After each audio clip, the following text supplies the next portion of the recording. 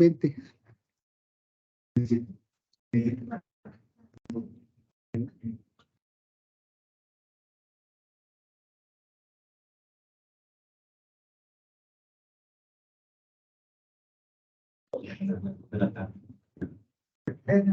Estos son todos en la casa.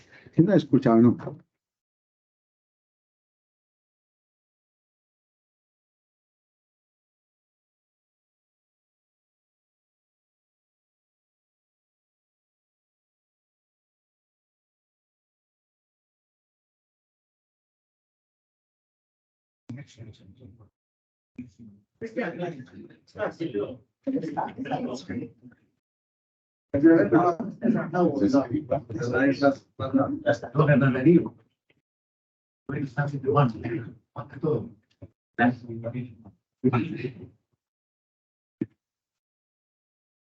Compañeros,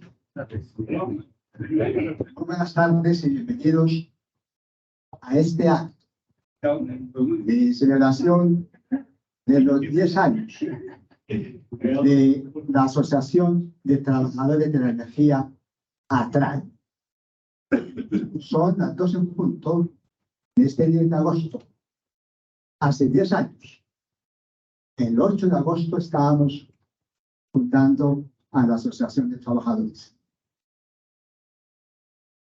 Me permito leer el texto que da marco a esta inauguración y a esta celebración.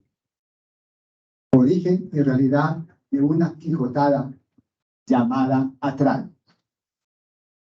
Nuestro origen, el 8 de agosto de 2013, no fue producto de un cálculo o una meta trazada mucho tiempo antes. Nacimos casi de sorpresa, hasta para los mismos fundadores de la asociación. Las circunstancias nos trazaron un gran desafío, asumido plenamente por los 131 trabajadores que nos optamos por la fundación de ATRAE. La tarea era inmensa para nuestra escasa experiencia sindical y dada la casi exclusiva formación como profesionales de diferentes áreas del saber, profundamente convencidos de nuestro aporte personal, familiar y social, con base en nuestros conocimientos y en la disciplina. Con el empeño puesto en mejorar nuestras condiciones de vida, pero sobre todo en superarnos espiritualmente. Hace una década no había más que un puñado de trabajadores sindicalizados. En pocos meses y hasta la fecha, nos convertimos en inmensa mayoría, más de un 95% de afiliados a cualquiera de las organizaciones sindicales, excluidos los trabajadores con cargo directivo.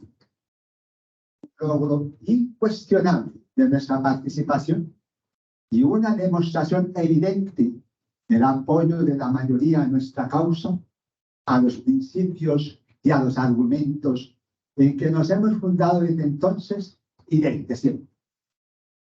Nacimos para enfrentarnos a los pocos meses a la venta de Isagen al sector privado.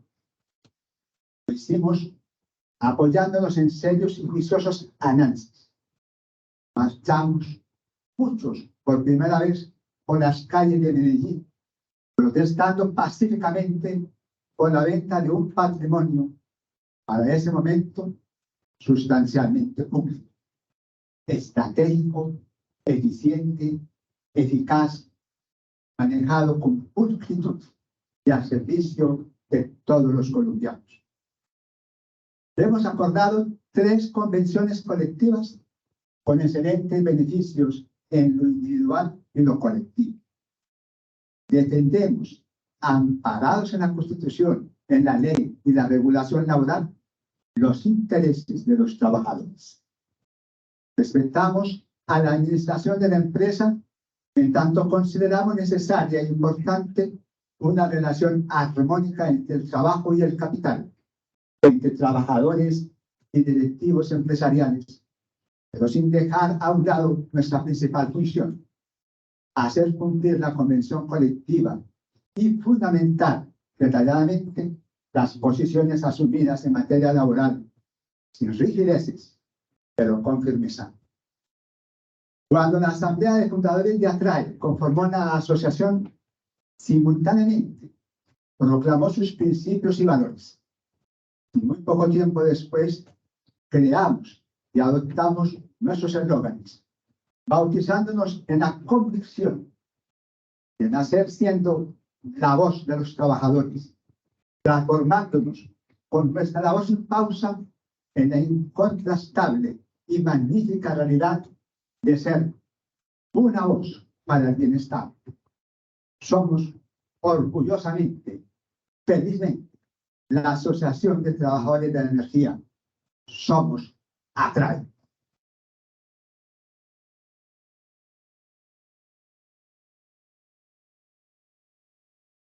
En este evento nos acompaña para hablar del tema laboral actual y de las perspectivas futuras en esa materia, la doctora Vanessa Podela Ortiz, abogada de la Universidad Externado de Colombia, especialista en Derecho Administrativo de la Universidad de Medellín, especialista en Derecho Laboral y Relaciones Industriales de la Universidad Externado de Colombia y magíster en Derecho con énfasis en Derecho Laboral y Seguridad Social de la Universidad UPB. Abogada, consultora y litigante, socia de la firma de abogados Legal Abogados. Doctora Vanessa, bienvenida y muchas gracias por enseñarnos todo lo que uno va a practicar en esta reunión con los asociados afiliados de la asociación. Muchas gracias. Buenas tardes a todos. Mi nombre ya es Rodrigo. Primero, felicitarlos. 10 años de lucha y esfuerzo por sacar adelante una organización sindical en buenos términos, dejando esa estigmatización que tenemos mucho sobre lo que significa un sindicato. Precisamente hablábamos de ese tema. Me parece muy importante toda la labor que ustedes han hecho en pro de sus afiliados. Entonces, un merecido aplauso para ustedes.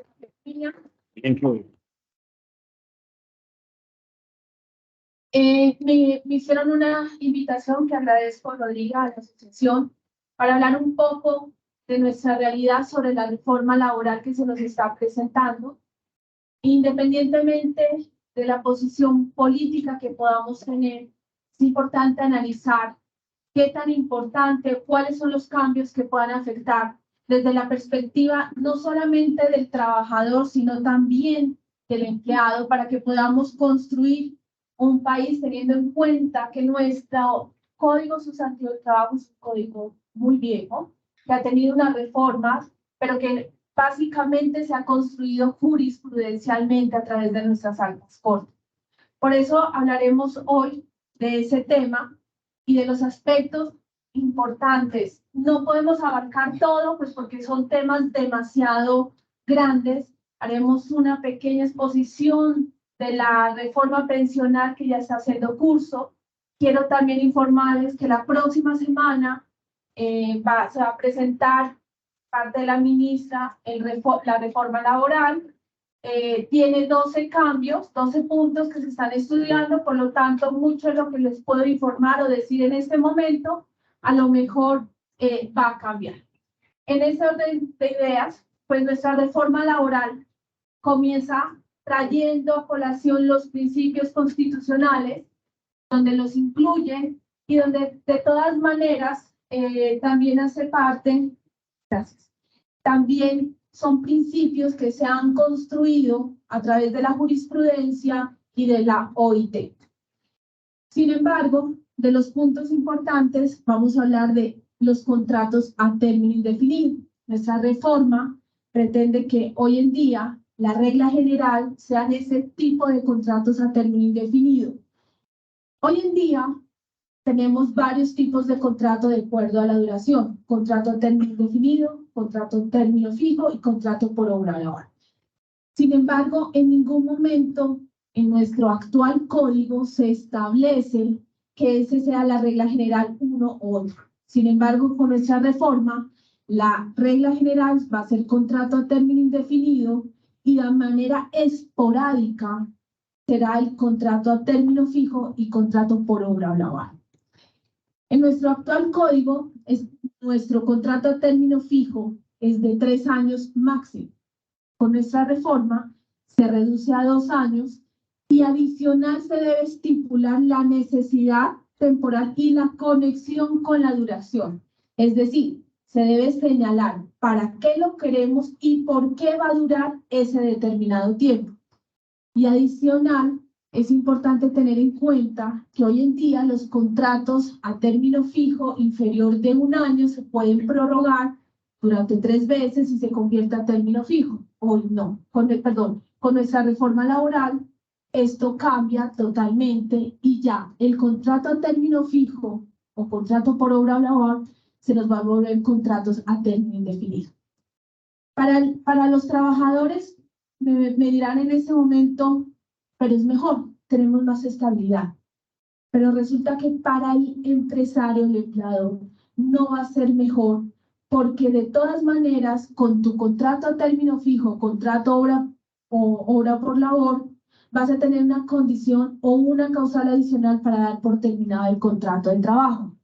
Entonces, te va a generar esa posibilidad de hacer un cambio frente a ese trabajador que después de un determinado tiempo puede ser que no esté cumpliendo las funciones como quisiera el empresario. Además, es importante tener presente que la reforma laboral tiene que mirar hacia las nuevas posturas contractuales que existen hoy en día. No podemos olvidar que muchos de nuestros hijos, sobrinos, no les interesan ataduras, les interesa estar cambiando. Y hoy tenemos trabajadores muy buenos que pueden cambiar su trabajo en 1 año y que inclusive no les interesa un contrato laboral, sino tal vez un contrato de prestación de servicios. Por eso esta reforma afecta e impacta ese tipo de contratos y desdibuja la autonomía y la voluntad que tiene el empleador. Y recordemos que el derecho a la empresa o la creación a la empresa es un derecho fundamental que también se debe respetar. Otra de nuestras grandes reformas que trae el cambio de esta reforma que se pretende es que dentro de nuestro código se establecían las faltas graves como uno de los elementos para poder dar por terminado un contrato de trabajo. Con esta reforma se elimina el concepto de faltas graves. Las faltas graves eran estipuladas por el empleador en su reglamento interno de trabajo, en su contrato de trabajo, en la convención o en el pacto colectivo. Y con esto lo que se logra es quitar esa herramienta de manejo de la empresa que tiene el empleador para poder dar por terminado un contrato de trabajo cuando el trabajador no cumplía con sus obligaciones como él.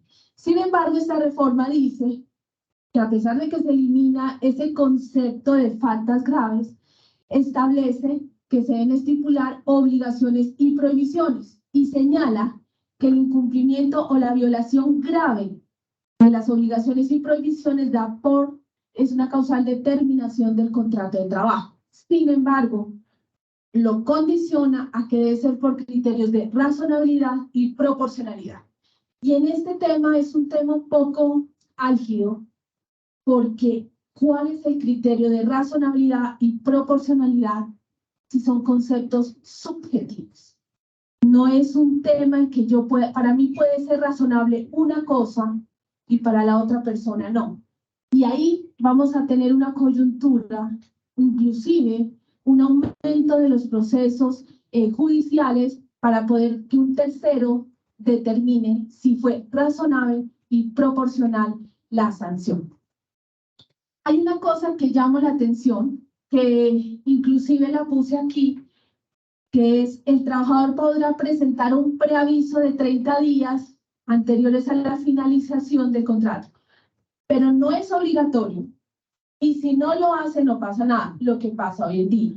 Entonces, si buscamos una reforma laboral, tenemos que buscar un equilibrio. Y creo que si usted como empleador le termina el contrato a un trabajador antes del tiempo, debería ser viceversa también. Antes lo teníamos, hoy no. Entonces, este fue un articulado que me llamó la atención, lo ponen, porque hoy en día no se aplica, pero igual lo colocan y no tiene ningún efecto legal, por lo tanto, no nos serviría. Otro de los temas que preocupan al empresario es la estabilidad laboral reforzada. En esta reforma se establecen algunos fueros que jurisprudencialmente ya se han construido, que ya se han construido a través de la jurisprudencia. Fuero sindical, también lo tenemos en la norma, existe. Para poder despedir a un trabajador con fuero sindical necesitamos la autorización de un juez.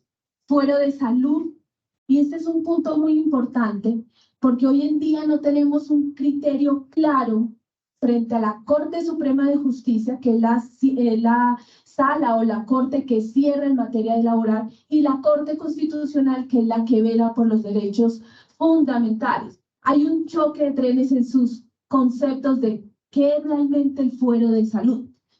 Y esta reforma solamente nos habla de una afectación grave. Entonces, ¿qué es esa afectación grave? ¿A quién le puede afectar? Por ejemplo, tenemos el caso de una empresa que la señora tiene cáncer, pero ustedes la ven y está entera. O sea, ella, a pesar de su cáncer, rinde mejor que cualquier otra persona. Entonces uno dice, claro, la palabra cáncer es una enfermedad, inclusive de las que establece la Corte, que generan este fuero. Sin ir a discutir en este momento si eso es grave o no es grave, pero mira que la actitud del trabajador también es importante en estas situaciones. Y esa trabajadora que tiene un cáncer trabaja bien, genera una mayor responsabilidad social con la empresa y no nos, podríamos decir, no tiene esa afectación grave, cuando vemos inclusive empleados que por cualquier tipo de situación médica se incapacitan. Entonces, este fuero de salud de afectación grave creo que necesita una mayor regulación, inclusive hacer una tasación o ser más tasativos de cuáles son las verdaderas enfermedades que podríamos aplicar. Porque hoy, por ejemplo, no se puede dar por terminado un contrato de trabajo a una persona que a pesar de que no tenga una enfermedad grave, pero sí está incapacitada. Otro tema que es álgido hoy en día son las personas con discapacidad. Tenemos nuevamente el choque de trenes, Corte Suprema de Justicia, Corte Constitucional. La Corte Suprema de Justicia exige que haya una calificación del 15%, la Corte Constitucional dice que hay una debilidad manifiesta. Y volvemos al mismo tema. Entonces, este tipo de situaciones donde nosotros tenemos personas con discapacidad, donde nos dicen que no importa la escala, pero si el trabajador es, digamos, no cumple con sus funciones, pues nos va a generar que no podemos.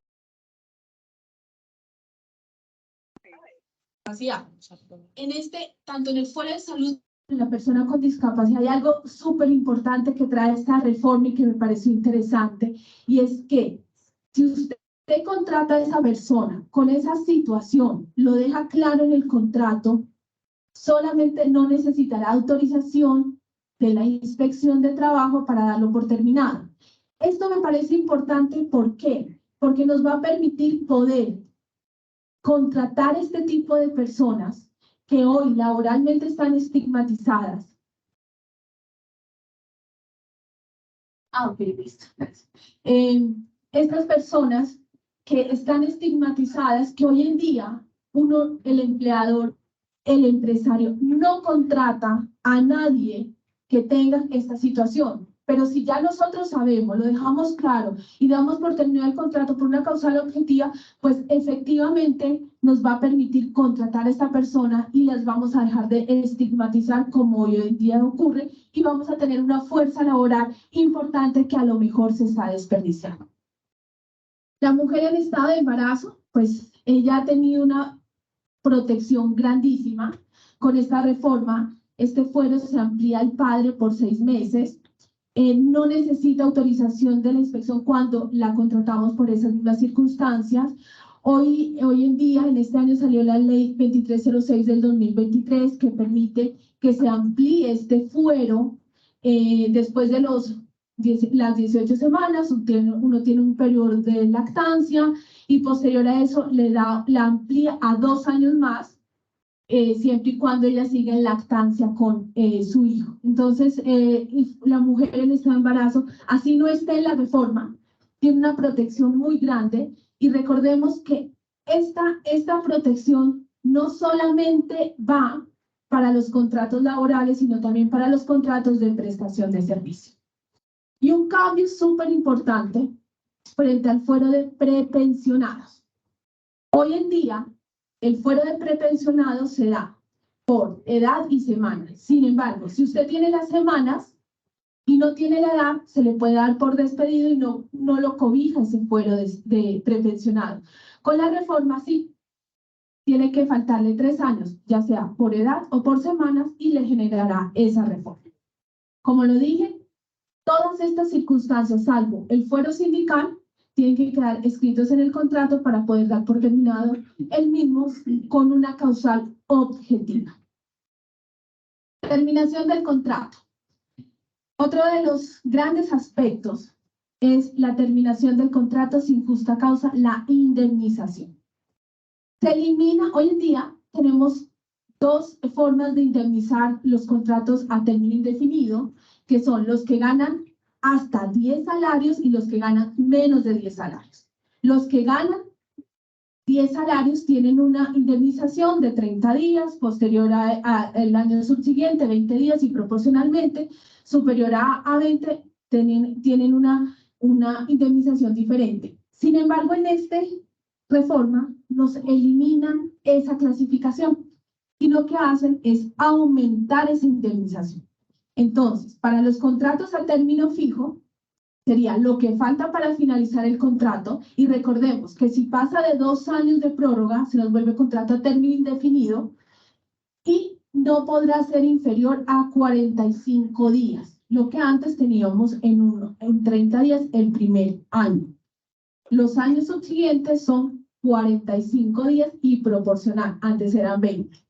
Adicional a esto, también se aplica al contrato por obra o labor. Es decir, nos está aumentando una indemnización muy alta y adicional nos trae que por el no pago oportuno, como todos sabemos, se llama la indemnización por brazos caídos que conocemos, tiene que pagar por cada día de retardo un día de salario, y si ganas más de un salario hasta el mes 24 te genera esa sanción, a partir del mes 24 un interés moratorio. Con esta reforma eso cambia. Simplemente se genera la indemnización por cada día de retardo, un día de salario, y se elimina lo que hace referencia a las 24 semanas. Y además trae un tema novedoso, y es que adicional que si tú no pagas la indemnización por despido sin justa causa, se te genera la indemnización por no pago oportuno, es decir, indemnización de la indemnización con esta reforma. Otro de los temas importantes, y creo que es un tema que era lo que yo les decía, muchos queremos ser independientes, otros quieren ser empleados, pero hay muchos que queremos ser independientes y muchos jóvenes quieren ser independientes. Entonces crean sus propias empresas. Pero esta reforma, en vez de patrocinar o lograr que tengamos esos contratistas independientes que generen empleo, que creen empresas, lo que está haciendo es limitando esa contratación, porque nos dice la norma, la reforma, que las actividades de la misma empresa usuaria o beneficiaria, es decir, los servicios relativos a los que hace la empresa, deben tener los mismos derechos salariales y prestacionales de los trabajadores que se hayan estipulado en la convención colectiva, o que si no tienen convención colectiva se hayan generado en la empresa. ¿Qué significa esto? Significa que nuestro contratista independiente tendrá que hacer una carga adicional económica para mejorar el salario o prestacionalmente de acuerdo a lo que tiene la empresa usuaria o beneficiaria, lo cual a lo mejor por costos nos va a subir el precio del servicio que prestemos a la empresa usuaria, y a lo mejor no podemos brindar ese servicio. si no tenemos, hay una cosa muy importante en esta reforma y es que involucra mucho la organización sindical. Estoy de acuerdo hasta cierta parte. ¿Por qué? Porque la empresa debe tener autonomía y la organización sindical tiene que hacer parte para defender los derechos de sus afiliados y que esos derechos no afecten. Pero la organización interna como tal debe ser de autonomía de la empresa. Entonces nos dice que si no hay un esquema o una disposición o una política salarial y prestacional de esos trabajadores independientes que van a trabajar, entonces con la organización sindical se deberán crear. ¿Para qué? Para mantener esa igualdad y ese equilibrio que se busca en esta reforma laboral. Otra de las cosas importantes es que en nuestro código hablábamos de una responsabilidad solidaria. Entonces, si yo contrataba a ese contratista independiente, pero era para actividades extrañas al giro ordinario de mi actividad, yo no era solidariamente responsable. Hoy sí, hoy con esta reforma sí. Cualquier actividad que el contratista independiente vaya a hacer independiente de la actividad principal de la empresa, será responsable solidariamente.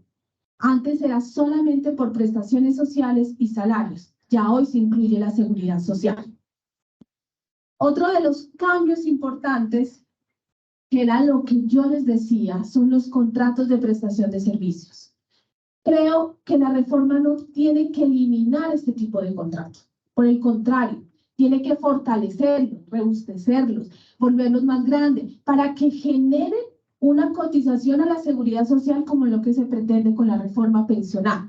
Por lo tanto, pretender acabar cuando muchos de nuestros jóvenes no quieren contratos laborales, quieren varios contratos de prestación de servicios, inclusive lo que estamos viendo con Rappi, que son informales, son muchos estudiantes que trabajan en eso, Uber, todo este tipo de plataformas para poder solventar sus gastos como universitarios. Por lo tanto, nuestra política de contrato de prestación de servicios es eliminarlo. Algo que sí es importante, no podemos coger esta figura del contrato de prestación de servicios y abusar de ella, que es lo que se ha presentado. ¿Abusar en qué sentido? En que desmejoro sus condiciones laborales por un contrato de prestación de servicios y hago una explotación, y eso es la esclavitud laboral. Aprovecharme de la necesidad del trabajo. Esto no lo podemos permitir, pero entonces no es eliminar, es regularidad. Necesitamos que la tercerización no sea precaria, sea fortalecida, como por ejemplo los contratos sindicales. Los contratos sindicales no son malos, son buenos, los necesitamos. Organicémoslos, mejorémoslos y tengamos un contrato sindical que nos permita como sindicato poder ofrecer esos servicios a la empresa. Aquí hay una cosa que una vez que se declare el contrato realidad, se debe pagar una indemnización moratoria, que es un día de salario. Aquí me parece peligroso porque apenas se está discutiendo qué clase de contrato era y aplicar una sanción que pueden llegar a ser altas esas sanciones. Es más, cuando a un trabajador no le paga la indemnización, cuando llega al abogado, a uno no le interesa la prestación, sino cuál es la indemnización moratoria, porque es que es un día de salario por cada día de retardo. Entonces, ese es como lo importante y lo que al abogado le interesa, porque son sumas altas, más que inclusive el pago de las prestaciones dejadas de pagar. La jornada laboral, tema súper importante. Se habla en esta reforma de un diurno de 6 de la mañana a 6 de la tarde. Recordemos que lo tenemos de 6 de la mañana a 9 de la mañana. Hay unas propuestas que sean hasta las 7 de la noche, que debe tener una duración máxima de 8 horas diarias. Recordemos que con la ley 2101 que empezó a aplicarse el 15 de julio, pues esta jornada va a reducir hasta que tengamos 7 horas y llegar a 42 horas. Mínimo deben trabajar 4 horas, máximo 9 horas, que hace la reducción, nuestro código la tiene a 10 horas. Excepciones, hay unas excepciones que establecen, y hay algo que a mí sí me preocupa, y es que elimina la jornada flexible, que se distribuye entre 6 días de la semana y entre el empleado y el trabajador se escoge cuál es el descanso, el día de descanso. No confundamos dominical con descanso. Dominical, el día de descanso puede ser un miércoles, un jueves, un viernes o el domingo. Y esto tal vez en las ciudades no se note mucho, y para nosotros es normal que sea el domingo, pero para los pueblos, por ejemplo, el domingo es un día laboral y les otorgan el miércoles como día de descanso. Eliminar esto es peligroso porque nos va a obligar a que realmente no podamos tener esa flexibilización con el trabajador para poder escoger cuál sería el día de descanso. Como les repito, no necesariamente tiene que ser domingo. Con la reforma laboral se eliminó, con la ley 2101 se eliminó el Día de la Familia y las actividades recreativas. Recuerden que empresas que tienen más de 50 trabajadores deben destinar un tiempo para los trabajadores de recreación, 2 horas. Sin embargo, eso se elimina con la ley 2101 hoy vigente, pero con esta reforma se incluye nuevamente. El Día de la Familia sí es importante que se otorgue siempre y cuando realmente el trabajador comparta con sus familias. Pero ¿por qué se eliminó ese Día de la Familia? Porque es que se reduce la jornada. Y la jornada al reducirse, pues obviamente, nosotros no somos países tan desarrollados que podemos darnos el lujo de tener 36 horas o 40 horas o 44. No, nosotros somos un país de producción y muchas empresas son de producción. Entonces, generar ese Día de la Familia, que inclusive nosotros hacíamos un análisis de las diferentes empresas y los trabajadores la toman para todo menos para compartir con la familia. Y está bien, porque la ley dice, denle el Día de la Familia, porque hay muchas empresas que no tienen la capacidad económica para contratar con Fama, contratar con Fenalco, contratar un recreacionista que vaya todo un día, toda una familia, porque no tienen la capacidad económica. Recordemos que la gran mayoría de nuestras empresas son pequeñas empresas. El 90% de nuestras empresas, hay alguien que dice 95, 80, pero la gran mayoría de nuestras empresas son empresas, microempresas, que están surgiendo, que tienen 15, 20 trabajadores, por lo tanto, eso sí nos puede afectar. Disculpa una pregunta. Con esta ley, que es la de la reducción de la jornada laboral, se eliminaron los 2 días de la familia del primer semestre y del segundo semestre. Correcto. Salvo si esta reforma pasa, que ahí volverá. Salvo si esta reforma pasa. Bueno, como veníamos hablando, excepciones a la jornada laboral, se mantienen lo que tiene que ver con cargos de dirección, confianza y manejos, las que son intermitentes, de vigilancia. Hay una cosa que sí me pareció buena, que se elimina el tema de la autorización que debemos pedir al Ministerio de Trabajo para trabajar horas extras. ¿Por qué? Con todo el respeto, y si hay alguien acá que haya trabajado, conozca o tenga familiares con la inspección de trabajo, ofrezco disculpas, pero a mí personalmente me ha ido muy mal con la inspección de trabajo. Tengo un trabajador hace 3 años solicitando el permiso de retiro y no lo hemos podido lograr porque es muy difícil. Entonces, con esto pasa lo mismo. No es necesario pedir una autorización mientras tú le cumplas a tu trabajador, no abuses de los derechos que tiene su trabajador. Y además, sí me parece importante que tengamos que informarle al trabajador cuáles son sus horas extras, entregarle diariamente cuáles son las horas trabajadas y tener esos reportes claros, como lo dice la reforma, que en el evento que se requiera los tenga. Y si no, se tendrá como cierto lo dicho por el trabajador. Estoy de acuerdo. Pero hoy en día tenemos que ser flexibles y quitar ese tema de autorización con la inspección de trabajo, porque la verdad son muy demorados, o lo que me ha pasado a mí, no sé si alguien tenga una experiencia diferente, son muy demorados. Llegamos a la remuneración y yo escucho en las noticias, no, es que vamos a aumentar del 75 al 100 el dominical. Y realmente la preocupación de los empresarios no es tanto eso, porque igual hay que reconocer un recargo nocturno, horas extras, inclusive con la ley 21021, la hora ordinaria aumentó su valor y por ende, si aumenta su valor, aumenta los recargos, las horas extras. Entonces, realmente este no es el tema que preocupa al empresario, porque el empresario en cierta manera traslada este costo a su cliente final, sino lo que preocupa al empresario fue lo que comencé en un principio: indemnizaciones, fueros, cambiar la modalidad contractual, y eso sí impacta a un empresario. Por eso hoy, vuelvo y digo, nuestra hora ordinaria hoy cambia su valor. Tendremos 42 horas, nos va a cambiar. Ya no dividimos el salario entre 240, hoy lo dividimos sobre 235. Cuando ya lleguemos al tema de las 42 horas, lo dividimos sobre 210, y eso nos impacta y nos va a cambiar efectivamente todo el tema de los recargos y los valores.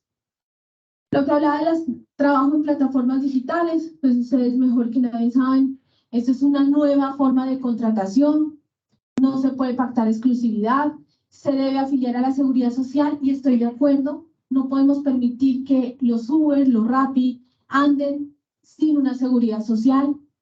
Reportar las horas laboradas y las horas que estuvieron conectados a la plataforma es un tema muy complicado y puede llegar a un abuso del trabajador como del empleador. Y un sistema de poder supervisar esos trabajos lo veo un poco complicado. Considero que esta reforma frente a este tema tiene que ser un poco más flexible.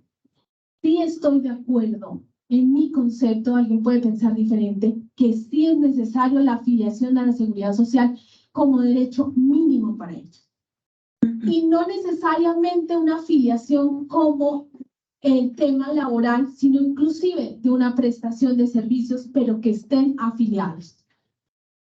Otro de los temas, la automatización de puestos de trabajo. Voy un poco más rápido porque me estoy extendiendo demasiado y tengo el tiempo muy corto. ¿Qué es lo que busca esta reforma? Es que hoy en día no podemos mentirnos que tenemos claro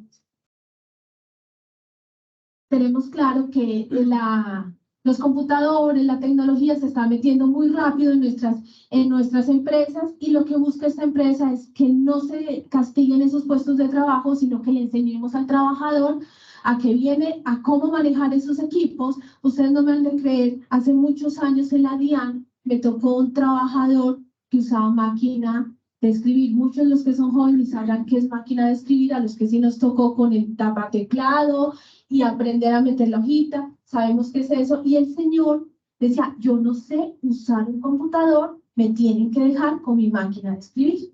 Entonces, esto es lo que busca ellos, que esa automatización no le impacta al trabajador, y en caso que no puedas, hay una ruta de empleabilidad del SENA. Lo que pasa es que todo esto lo tiene que regular el ministerio. Tratos discriminatorios, es claro, hoy en día no los podemos tener, así esté la reforma o no, hoy no podemos tener tratos discriminatorios. Y en estos tratos discriminatorios, habla de las licencias. Las licencias están estipuladas, pero recordemos que las citas médicas ha sido un tema, aunque el ministerio ha dicho que las citas médicas no se pueden descontar de la jornada laboral, hay personas como yo que creemos que sí, porque no son citas médicas de urgencia. Pero ya con esta reforma nos está diciendo que si son citas programadas, urgencias, creo que no debe ser descontada porque es una urgencia, si no, no tendría sentido.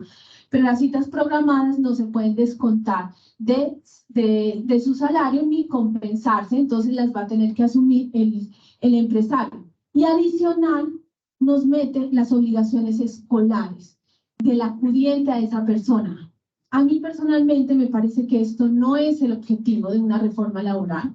Usted puede pedir un permiso, compensarlo, una licencia no remunerada o una licencia remunerada, pero no ser tan exegéticos de decirle que por una obligación escolar usted tenga que darle ese permiso a su trabajador sin ningún tipo de cambio de remuneración al empleador, es decir, o compensarlo o descontarlo. Estamos con un tema de inclusión que referente a las personas con discapacidad, eliminar las barreras para mujeres y grupos LGTBIQ+. Creo que la inclusión tiene que no solamente ser de este grupo, sino una inclusión a esa persona discapacitada, y creo que a pesar de que hay regulación, deberíamos hacer más esfuerzos para poder tener gente discapacitada trabajando con nosotros. Otro de los temas es que elimina o le aumenta al tema de la subordinación como elemento esencial del contrato, que deben incluirse todo lo que frente a derechos humanos se plantee tanto en la OIT como en otras organizaciones de derechos humanos.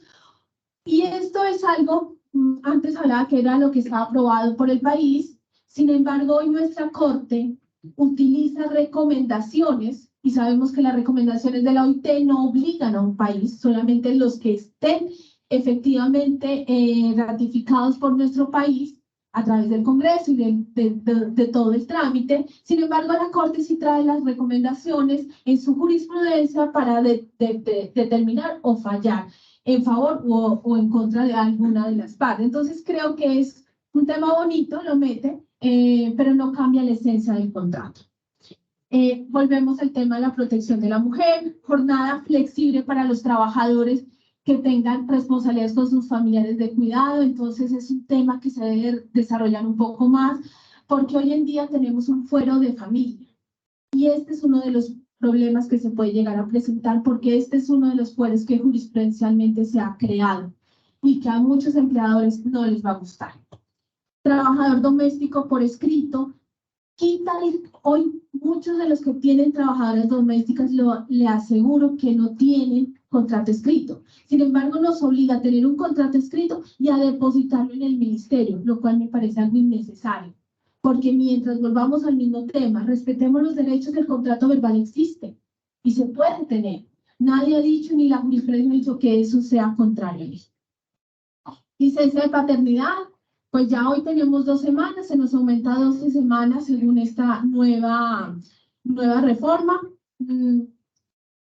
Es algo importante que también establece lo que tiene que ver con el incremento salarial. Los que devenguen hasta 2 salarios, obligatoriamente le tienen que reajustar el IPC. Recordemos que hoy solo la empresa hace el aumento a los del salario mínimo, pero a veces no le hace el que supere el salario mínimo. Y esto me parece un poco injusto, porque es que el valor del dinero se tiene que aumentar, independientemente del salario, pero debe haber un aumento, porque es que las cosas cada día aumentan. Nos cambia el tema de la prescripción, hoy hablábamos de 3 años, con esta reforma de 5 años, y en este tema de la prescripción es un poco delicado, porque las prestaciones sociales prescriben, las prestaciones laborales prescriben. Sin embargo, con esta ley dice que es a partir de la finalización del contrato de trabajo es que empieza a contarse la prescripción. Esto es un poco complejo, desafortunadamente no hay mucho tiempo para hablar, pero es un tema que se tiene que tener muy presente porque esto sí impacta al empresario. Nos habla de la unidad de empresa, nos cambia todo lo relacionado frente a cuándo se declara la unidad de empresa, en donde establecía dependiendo de las zonas. Geográficamente hay unas que son muy apartadas. Esta reforma no lo elimina totalmente y no hace nos daba 10 años para la declaratoria de unidad de empresa. Sin embargo, ya con esta reforma apenas se declara la unidad de empresa, pues le tenemos que reconocer los derechos laborales al trabajador como la empresa matriz, digámoslo sin tener el término comercial, sino matriz deberá responder por todos sus derechos laborales. Sustitución de empleadores, no voy a hablar de ese tema. La negociación colectiva. La negociación colectiva es uno de los temas también muy importante que le da mucha fuerza a nuestra reforma laboral y a la negociación, a la organización sindical. Es claro que hoy en nuestra Código Sustantivo del Trabajo solamente se habla frente a los trabajadores. Con esta reforma se incluye hasta los contratos de prestación de servicios y habla de ciertos derechos, garantías para el ejercicio del derecho sindical. Recordemos que aunque no está aquí estipulado, el solo hecho de pertenecer a un sindicato, nos obliga a tener varias garantías que deben ser respetados por nuestro empleador. También tenemos las conductas antisindicales que las establece y las amplía de una manera muy importante que me parece que sí se deben tener en cuenta y mantenerse. Voy a pasar la extensión de la convención colectiva. Recordemos que la extensión de la convención colectiva, en esta parte, recordemos que cuando el sindicato no agrupa la tercera parte de los empleados, pues no se extendía a los demás trabajadores. Ahora se habla de la quinta parte, es decir, reduce el número de afiliados.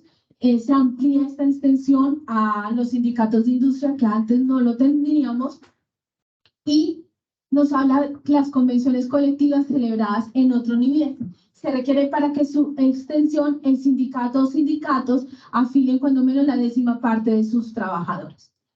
Aquí resalté el parágrafo primero y el parágrafo segundo de esa reforma, en donde dice que las convenciones colectivas no podrán ser modificadas por acuerdos individuales, plurales o grupales en perjuicio de los trabajadores. Quiere decir que sí podríamos hacer acuerdos grupales o individuales o plurales en favor de los trabajadores.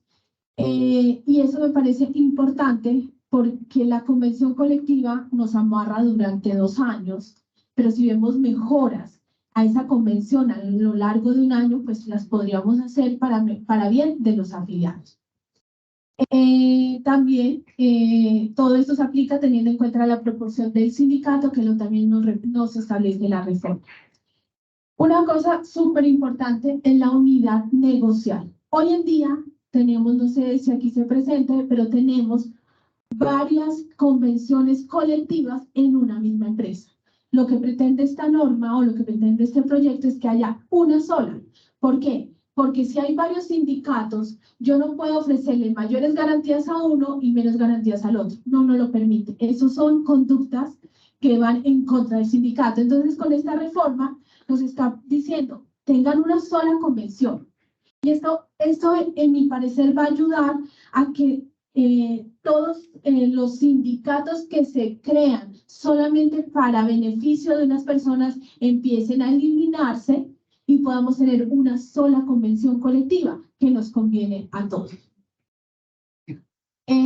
Elimina el tema de los pactos colectivos. Recordemos que la OIT ha sido incisiva en ese tema con Colombia y ha dicho, elimine los pactos colectivos que no son buenos. Con esta reforma se elimina. No estoy de acuerdo en que se eliminen los contratos colectivos. Es otra forma que nosotros deberíamos, o que el gobierno o nuestro Congreso debería regular para mejorar, no que se conviertan en abuso como fueron las cooperativas de trabajo, sino que sea realmente una herramienta que tenga el sindicato para que puedan tener mayores ingresos, puedan permitir que muchos de sus afiliados puedan tener una forma de labor o de trabajo. Algo muy importante, inclusive hoy se presentó por María Fernanda y la doctora Paloma Valencia, María Fernanda Cabal, un proyecto de ley precisamente para modificar el artículo 430 del Código Sustantivo del Trabajo, en donde dice que se prohíbe la huelga para los servicios públicos esenciales y hace una lista de muchas actividades. Y recordemos que la OIT también le ha dicho a Colombia, ojo, es que sí se puede tener la huelga en los servicios públicos esenciales. Se deben garantizar unos derechos, pero sí se puede tener. Entonces considero que esta reforma frente a la huelga de los servicios esenciales es importante. Es que también las personas que prestan esas funciones en esas actividades tienen derecho a manifestarse ya, poder ejercer esos derechos, siempre y cuando se garanticen esos servicios que nos está hablando la norma. Otro de los cambios importantes es la declaratoria de la huelga. Dice que debe ser aprobada por la mayoría simple de los afiliados al sindicato. Algo muy importante y que nos cambió es que la huelga, la votación se debe hacer dentro de los 20 días siguientes a la terminación del arreglo directo. Recordemos que hoy eran 10 días, nos aumentó 10 días, es decir, hoy teníamos solamente 10 días, nos aumentan a 20, y se deben dar los permisos y pueden repetir las votaciones. Esto creo que no es necesario, pero lo colocan y es que el empleado tiene que dar los permisos a todos sus trabajadores, inclusive se tienen que repetir las votaciones por cualquier circunstancia. Recordemos que la huelga hoy debe hacerse antes de, entre los 2 y 10 días para declaratoria de huelga se tiene que establecer. Hoy dice que simplemente se tiene que dar un preaviso de 2 días, con la reforma de 2 días y cuando no son imputables al empleado. Esto lo va a pasar muy rápido, obviamente se prohíbe la sustitución de trabajadores en la huelga, pero aquí hay una cosa muy importante, se elimina el término de la huelga. Recordemos que tenemos un término, no podemos estar en huelga toda la vida y hoy se va, con esta reforma se elimina. Esto creo que es perjudicial porque la empresa necesita producir, además que no podemos hacer sustitución de trabajadores y al eliminar este término, pues perjudica esencialmente a la empresa. También los casos de ilegalidad y solamente establece cuando en los servicios públicos esenciales no se presta el servicio, cuando no sea pacífica y cuando no se cumple el requisito de preaviso. Se elimina todo el tema de, teníamos estipuladas en este articulado varias formas de ilegalidad, eso no lo elimina, pero lo grave de esta reforma es que una vez que sea declarada la ilegalidad de la huelga, el trabajador tiene 3 días para regresar, pero no puede ser despedido. Tampoco se puede la suspensión o cancelación de la personería jurídica y se elimina toda la compensación de los perjuicios que se le haya ocasionado al empresario. Es decir, realmente al empresario lo deja maniatado, al empleador. ¿Por qué? Porque no puede ejercer ninguna actividad, ninguna forma de compensación o de indemnización en caso que se presente una declaratoria de ilegalidad, perdón, de la huelga. Otro de los, bueno, este es con respecto a la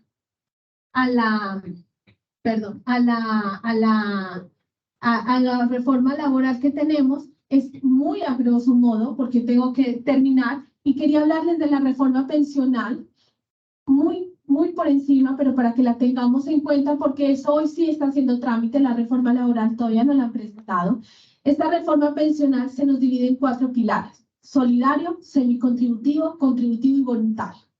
El solidario está dirigido pues a aquellos ciudadanos colombianos que lleven 10 años viviendo aquí en Colombia y entre los 65 años para hombres y 60 años para mujeres que estén declarados por pobreza extrema, pobreza y vulnerabilidad conforme a lo que establezca el gobierno. Recordemos que los conceptos de pobreza extrema, pobreza y vulnerabilidad son determinados por el per cápita y eso pues lo determina el gobierno, cuáles son esos focos de población que se pueden presentar.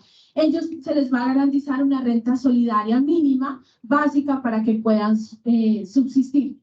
El semicontributivo en los mismos rangos de mujeres, pero que ellos sí han cotizado al sistema entre 300 y menos de 1000 semanas y pueden ser elegibles en el pilar solidario.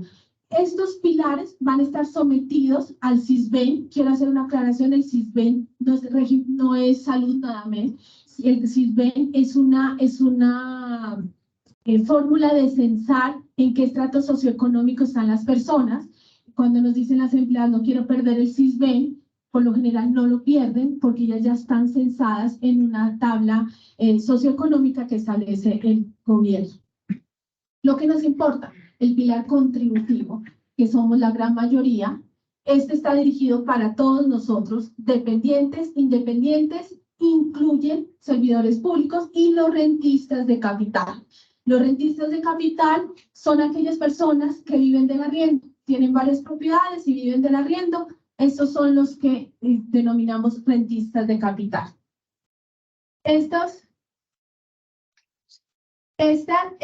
Este pilar contributivo está compuesto de prima media y ahorro individual.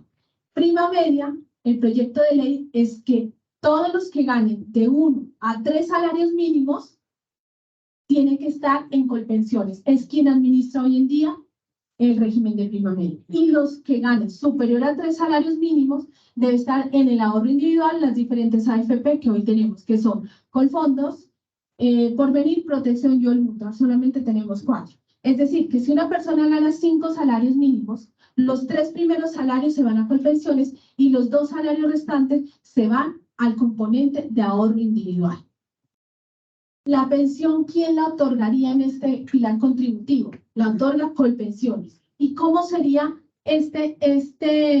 cómo sería esta distribución? Es decir, Colpensiones hace la pensión de acuerdo a los requisitos que se establece para usted tener derecho a la pensión de vejez, y el ahorro individual también se puede llegar a generar una pensión, y si no, y este dinero que se genere esa pensión, no es que le sume a la otra y pueda tener 5 o 6 salarios, sino que hacen una conmutación pensional y la trasladan a Colpensiones. Y ahí es donde sale tu mesada pensional. Uno de los cambios importantes en este pilar contributivo y que sí nos afecta es que las cotizaciones son sobre el 16% sobre el ingreso base de cotización. Sin embargo, con nuestra ley 100, a partir de 4 salarios mínimos en adelante, cotizábamos el 1% adicional. Con esta reforma, entre 4 y 7 se nos aumenta al 1.5. Si bien es cierto, a partir de 16 salarios, también con nuestra ley 100 hay unos aumentos, pero miren que aquí ya comienza desde más pequeño o menor el ingreso, 7 a 11, 11 a 19, 19 a 20 y 20, y el porcentaje es mayor. ¿Este porcentaje a dónde va? Va a un fondo de ahorro de solidaridad que tiene el gobierno, que tenemos que todos los que ganen más de 4 salarios debemos aportar. El componente de prima media es súper importante que tengamos presente, y es que el del 16%, recordemos que estos porcentajes adicionales no se tienen en cuenta, pero del 16% no todo va a nuestra cotización, solo el 13%. El resto, el 3%, se va a destinar a gastos de administración y al seguro previsional. En el componente del ahorro individual, el 13.2% va a la cuenta de ahorro individual, el 1% va al fondo de ahorro, el 0.8% a los gastos de administración y el 1% al seguro previsional que se traslada a Colpensiones. Aquí es algo muy importante que tenemos que tener en cuenta. Hoy en día, nuestra Colpensiones, que es el régimen de prima media, nos pensiona por edad y semanas. Adicional a eso, para poder calcular esto, tiene en cuenta son o los últimos 10 años o toda la historia laboral, en donde trae a valores presentes una indexación para saber cuál es nuestro promedio de ingreso base de liquidación para pensionarnos. Y esta pensión en Colpensiones es decreciente. ¿Qué significa eso? Que entre más gano, más bajito es mi tasa de reemplazo hasta llegar al 55%.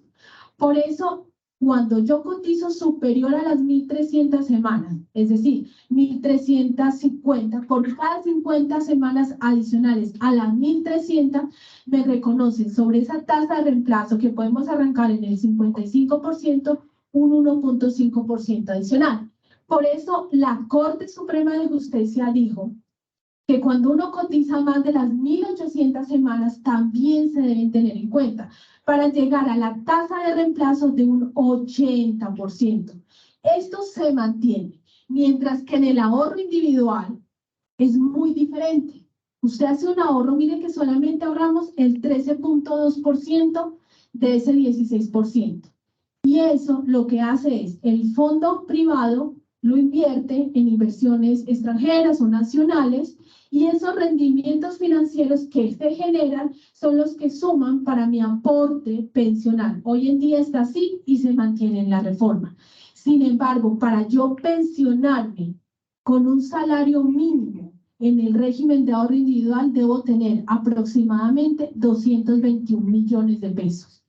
¿Por qué? Porque en el régimen de ahorro individual se tiene en cuenta los beneficiarios, y supongamos que mi beneficiaria tiene 30 años. Entonces el régimen de ahorro individual coge, mi esposo tiene 30 años y toma la vida probable de él, no la mía. Por eso la mesada pensional baja, y baja muchísimo. Entonces, Eso es lo que nos ha generado esta reforma pensional, lo que nos ha generado ese sinsabor, que hoy tengamos muchos procesos donde se quiera declarar la ineficacia de la afiliación, pero eso se mantiene. Pero si se pueden dar cuenta, si vamos a mantener ese esquema, no vamos a tener pensiones de acuerdo al ingreso base de cotización de nosotros. Para nosotros, una persona que gane 10 salarios mínimos, que lo vayan a pensionar con 2 o 3 salarios, pues realmente es perjudicial porque para esa persona puede ser un mínimo, como para la que gane 25 millones. Si tú ganas un mínimo, no te va a afectar ninguno de estos dos sistemas. ¿Qué nos está generando este sistema del pilar contributivo? Y es que la gente no quiere hacer aportes mayores. Porque si yo no voy a poder pensionar de conformidad como veníamos con la ley 100 de 1993, ¿por qué yo voy a hacer aportes mayores? Me mantengo en mis 3 salarios mínimos, que es lo que muchos jóvenes hoy en día están pensando. Tal vez a nosotros no nos afecte porque podemos llegar a un tema de régimen de transición, pero tenemos que pensar en la juventud, en nuestros hijos, en nuestros sobrinos, que sí van a tener que soportar esto. Y la verdad es que ellos no piensan en la vejez. Nadie, cuando teníamos esa edad, nadie pensábamos en la vejez. No voy a vivir de la pensión. Todos decíamos lo mismo. Pero cuando ya estamos en edades cercanas, ahí sí pensamos en eso. Porque no coticé, porque no lo hice. Y hay que tener en cuenta que no solamente es la vejez, es la muerte y también es la invalidez. Disculpa, una consulta. Si uno está en un fondo privado y no llega a los 220 millones de pesos de ahorro, que es muy posible que llegue uno allá, entonces, ¿qué pasa? Igual lo pensioné con un... Correcto. Tú para poderte pensionar en el ahorro individual, tienes que tener el capital suficiente. Si no tienes el capital suficiente, se te reconoce la pensión de garantía mínima, que es tener 57 años las mujeres, 62 los hombres y 1.150 semanas cotizadas. ¿Se mantiene en la reforma esa diferencia entre colpensiones y los fondos privados? Claro que sí. Se mantiene esa diferencia. La diferencia es que en este pilar o en este pilar contributivo, es si tú ganas más de 3 salarios mínimos, cotizas lo que exceda los 3 salarios al régimen de ahorro individual y lo demás a Colpensión. Listo. Novedades importantes de esta reforma pensional, que permite la cotización por semanas y horas. Esto es súper importante. ¿Por qué? Porque muchas de las personas, sobre todo trabajadores domésticos, o inclusive los que son contadores, abogados o cualquier trabajador en profesión liberal, sería bueno que no tengan que obligarlos a cotizar por unas semanas o, perdón, por 30 días. Hoy en día tenemos la cotización por semanas, que es el decreto 2316, que nos permite la cotización de 7 a 21 días, tal como lo pretenden esta reforma hacerlo, y eso nos ha permitido que la persona pueda hacer esas cotizaciones sin necesidad de cotizar los 30 días. ¿Qué es lo malo de ese decreto? Que no le permite la afiliación a salud. Entonces le dice, con el decreto actual le dice, usted puede cotizarle a su trabajador porque no te trabaja todos los días, de 7 a 21 días, pero lo afilias a ARL, pensiones, caja, ICBF, SENA, pero no le paga salud. Entonces mira que estamos desfinanciando el sistema. Permita cotizar a salud también por esos 7 a 21 días. Sin embargo, el decreto no nos lo permite. Algo muy importante para nosotros las mujeres, que a partir del 2026 se establece en esta reforma que podemos pensionarnos con 1.000 semanas. Esta ha sido una lucha de las mujeres para que nos tengan en cuenta que cuando nos dicen pensiónese con 1.300 semanas, pero a 57 años de edad es que te estamos rebajando la edad. Pero resulta que los 1.300 todos, la gran mayoría, hombres y mujeres, comenzamos a la misma edad a cotizar. Entonces es una lucha que se gana y que la Corte Constitucional, inclusive esta es una de las reformas que hizo, la Corte Constitucional, la Corte Constitucional lo que hizo fue, señor Congreso, a partir del 2026 las mujeres gradualmente se les va a rebajar 50 semanas hasta llegar al 2036 con 1.000 semanas. Se mantienen los tiempos de paso de una otra, de un fondo a otro. Los años que actualmente están vigentes. Para tú trasladarte Sí, de un montón. de un régimen a otro, se mantiene. De un fondo a otro son 6 meses. Son 6 meses. De un fondo a otro fondo del mismo régimen, pues ahorro individual. ¿Listo? Entonces nos permite reducir, es algo a mí me parece súper importante, donde nos va a cambiar muchas cosas, pero nos va a permitir pensionarnos a 1000 semanas, que realmente es muy importante y muy bueno para las mujeres. Y les decía, la Corte, pero es un avance, es un avance. La Corte, si esta reforma no pasa en los 3 años, la Corte Constitucional, en la sentencia C-197 del 2023, dijo, Congreso, regule, y si no regula, a partir del 1 de enero de 2026 empieza a rebajar eso. Entonces ya, pero es un avance. Es un avance. Además, hay una cosa, que si tú cotizas superior a esas 1000 semanas, se tiene que adecuar a que tengas por cada 50 semanas adicionales el 1.5. Y eso es algo que se tiene que dar en esta interpretación de la norma. Sí, exacto.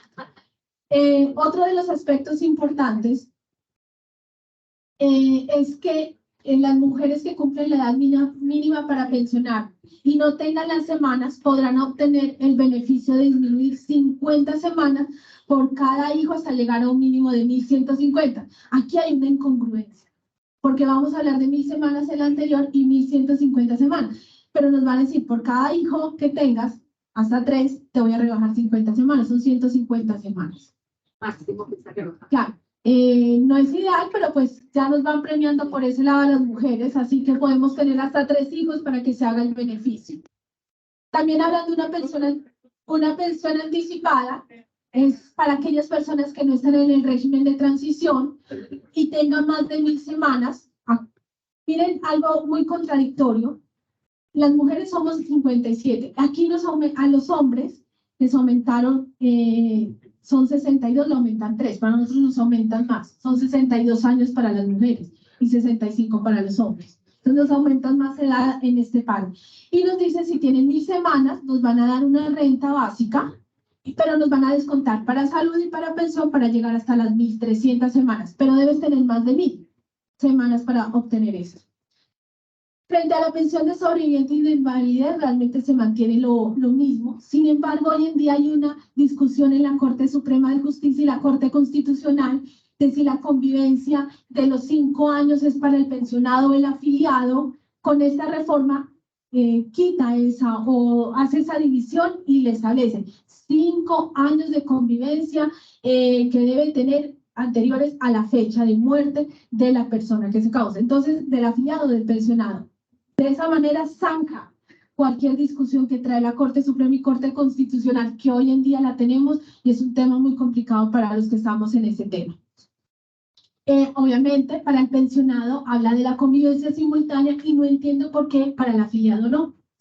Entonces, el pensionado sí puede tener otra mujer, otras varias mujeres, pensionado hombre o mujer, puede tener diferentes, pero al afiliado no. Creo que es un error que ellos cometieron y que se tiene que modificar porque tiene que ser tanto para el afiliado como para el pensionado.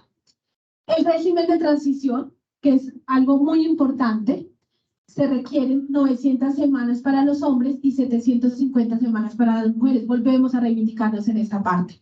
Se continúa con la aplicación de la Ley 100 de 1993. También en esta reforma logra zanjar esa discusión de que si yo hice aportes al sector público, privado, se me suman o no se me suman. La Corte ya ha dicho, se suman. Todos los periodos que ustedes cotizó se suman. Con esta, pero hay juzgados por experiencia que dicen que no. Entonces, ese es un tema que ya con esta reforma deja zanjado. Todos los periodos cotizados se te suman para tus semanas. Y las personas que tengan más de 750 semanas, mujeres, y 900 semanas, hombres, y les faltan menos de 10 años para trasladarse, a partir de la vigencia de esta reforma, tendrán 2 años para trasladarse. ¿Qué significa eso? Que si yo estoy en el régimen de ahorro individual y cumplo con este requisito, me podré trasladar durante los 2 años de vigencia de la ley a Colpensiones para que me pensionen como es el régimen de Colpensiones, el régimen de prima media. De esta manera, evita que haya tanto proceso de ineficacia que tienen nuestros juzgados congestionados. Esta es una pequeña explicación que les quería hacer de la reforma. Espero que haya sido de su gusto y su agrado. Si tienen preguntas, con mucho gusto estoy para absolverlas. Y gracias por haberme dedicado el tiempo. Me tomé más del tiempo necesario, pero creo que era importante que tengamos claro estos pequeños puntos que les di. Muchas gracias.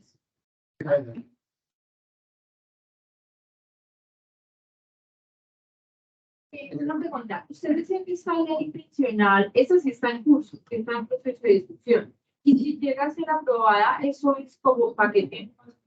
Está haciendo cuentas. Tiene que salir en esa legislatura. En este año. Sí.